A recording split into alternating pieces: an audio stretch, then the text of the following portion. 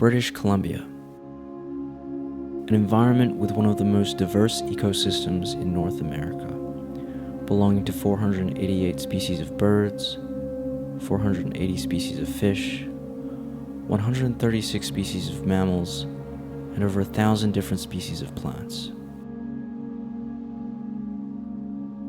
A land of opportunity, annually contributing over hundreds of billions of dollars to the Canadian economy, a place where residents have a chance to live a life they dream of.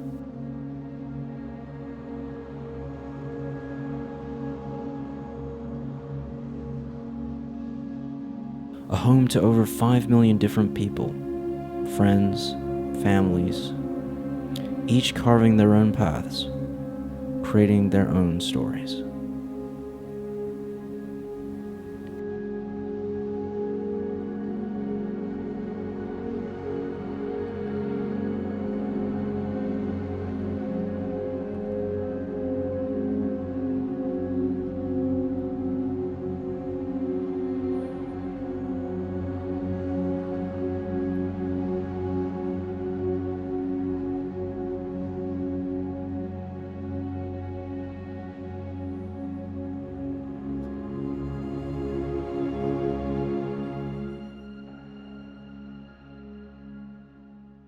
But unfortunately, this environment, this economy, and this standard of living are at risk.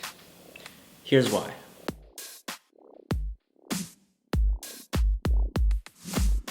The sudden growth in greenhouse gas production has resulted in average global temperatures to rise. In 2022, it was recorded that the long-term average temperature had increased by 0.89 degrees, and is predicted to increase by up to 5.4 degrees by 2100, which could have some devastating effects.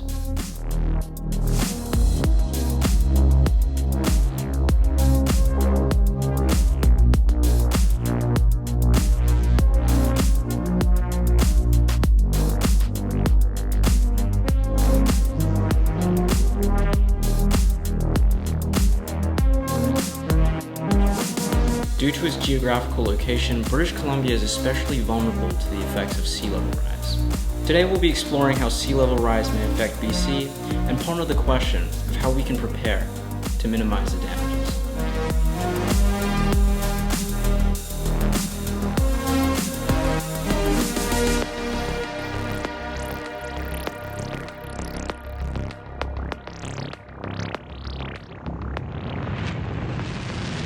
Today we'll be beginning our journey from the ocean, and the first effect has something to do with the tides. As you may already know, gravitational forces exerted by the moon cause low and high tides. The height of these vary throughout the year, however the high seasonal tides can increase the water levels by up to 1 meter. These events rarely cause large problems, however when they're coupled with storm surges, torrential downpours that further elevate the water levels by an additional 0.5 to 1 meter, this may cause more severe damage. Now imagine the effects with climate change-induced sea level rise. It's predicted that in Vancouver by 2100, sea levels will rise by 1 to 1.4 meters. This means that the now king tides will be regular sea level, and without preventative measures in place, the new king tides and storm surges are sure to cause appreciable damage to the provincial coasts.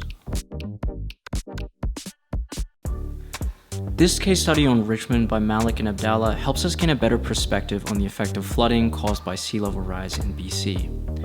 In the study, it predicted that sea level rise of a single meter would cause damage to 113 non-residential buildings, 0.53 square kilometers of residential area, and 54 kilometers of road network. This image shows a visual representation of the affected areas.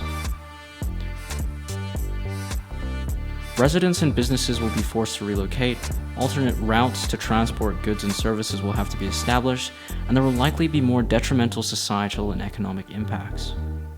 And while we see its negative impact on us, it also has a negative impact on the food we consume and its environment. In BC, 4,600 hectares of farmland lie within 1 meter of sea level, and the province produces 48% of all the food it consumes.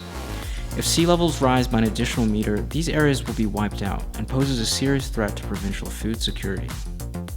Additionally, coastal erosion caused by sea level rise, warming waters, and changes in the movement of sediments within river systems all threaten the habitat and the ability of salmon to live and reproduce.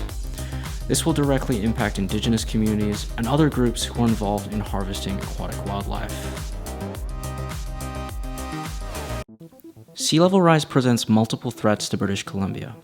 It exacerbates the ability of storm surges and king tides to cause flooding, which damages infrastructure, displaces people, reduces economic productivity, and threatens its food security. These are only the effects of sea level rise and not climate change as a whole. It illustrates the importance of reducing greenhouse gas emissions so that we can continue reaping the benefits of life here in Canada, and so that future generations have that same opportunity too. Unfortunately, due to the already emitted carbon and the current rates of decarbonization, some of these effects are inevitable, and so the province must prepare to mitigate these damages. While this news may seem sad, it presents an opportunity to redesign how the province looks and how it functions. An opportunity to ensure that all peoples benefit from these changes. So how exactly will it do this? Well, that's the topic of this case competition, and in our scenario, that decision will be up to you.